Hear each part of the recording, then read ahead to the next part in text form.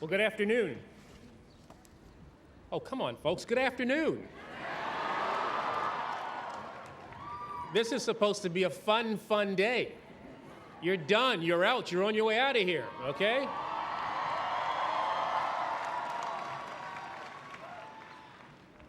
President Brown, Dean Lateef, distinguished faculty, proud parents, family, friends, and most importantly, the class of 2010. But wait a minute, also the class of 1970.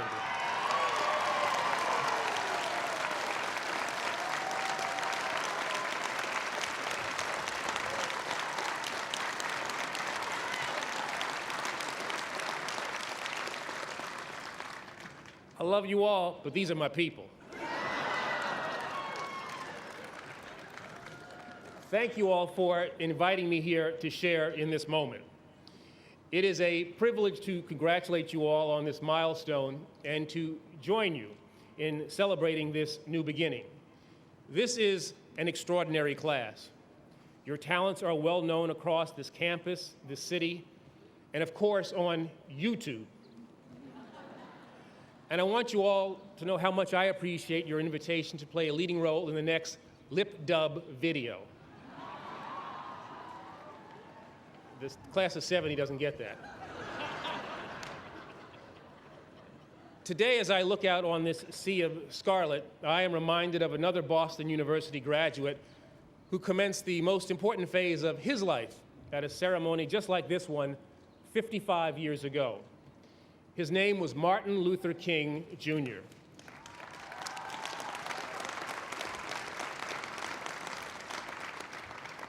Or as he was known for the first time after receiving his BU doctorate on that spring day in 1955, Dr. Martin Luther King, Jr. I am reminded of Dr. King not only because he blazed the trail that allows me to stand on this stage as our nation's first African-American Attorney General, and not only because his dream of a more just and inclusive world remains one of our most important guideposts. Today, I am reminded of Dr. King because he too took leave of this campus at a difficult and defining moment in America's history. Throughout his life, and most famously in his final sermon, Dr. King asked himself when, in the full history of time, he would choose to be alive. On the eve of his assassination, in a cramped Memphis church, he posed this question in his legendary mountaintop speech, which began with a journey through the ages. At each stop, whether at Mount Olympus or ancient Rome, Lincoln's signing of the Emancipation Proclamation, or Roosevelt's call to fear only fear itself, Dr. King asked himself, what era would he choose if he could make such a choice to be a part of? His own, he decided, explaining that happiness comes from embracing the blessings and burdens of fate, the opportunities that accompany living in times of unprecedented challenge. I know, he said, that only when it is dark enough can you see the stars. Today, once again, it is dark enough. Today, once more, we can see the stars. Despite the challenges before us, despite the threats that we face and the problems we must address, incredible progress is being made. In fact, from the day you entered BU to this day on which you leave with degree in hand, we've made strides that just 4 years ago were unimaginable. For the first time, Massachusetts has an African-American governor, and the United States an African-American president.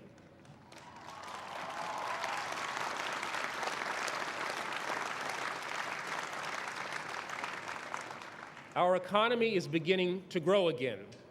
Our country is beginning to heal again. And although this is a painful thing for me to say as a born and bred New Yorker, the Red Sox and the Celtics, yes, were world champions.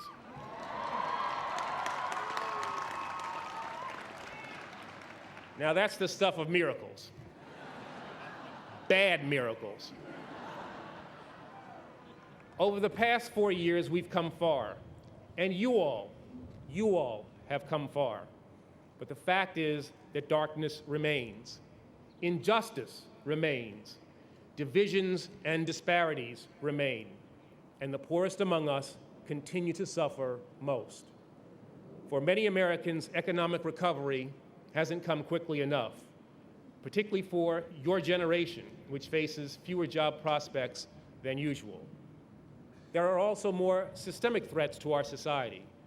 Terrorists who live only to murder the innocent, an environment in the balance and at the mercy of mankind, a justice system whose promise of fairness is too often compromised by the large number of defendants who cannot afford or access representation, and the alarming number of children who are exposed to crime, violence, and disease.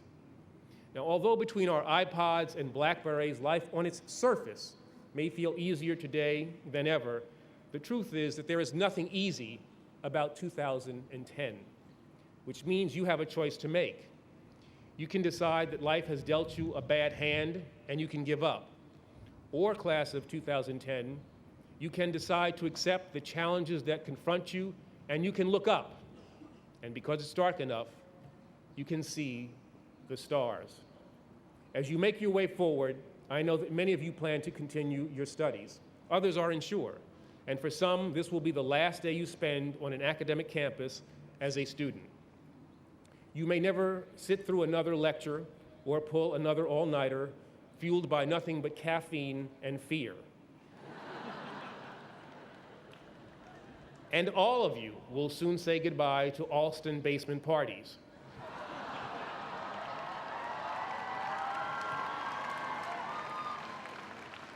You all sound happy about that. I thought that would be... You will also say goodbye to friends you've come to rely on and to professors that you will never forget. As you celebrate everything that you've achieved and experienced here, I know the last thing you want to think about is your new bond of responsibility. But starting now, that is what you must do. I am talking specifically about the obligation to be a servant for the public good. Now, yes, I know that this class has already contributed more than 100,000 hours of community service in Boston and around the world this year. Yes. Yeah.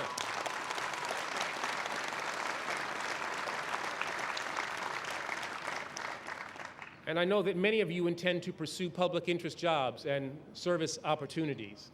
After graduating today, one of you will be volunteering in Haiti. Another will be entering the Teach for America program. One of you plans to move to India to launch a film company focusing on socially conscious topics. And tomorrow, one of you will be commissioned as an officer in the United States Marine Corps.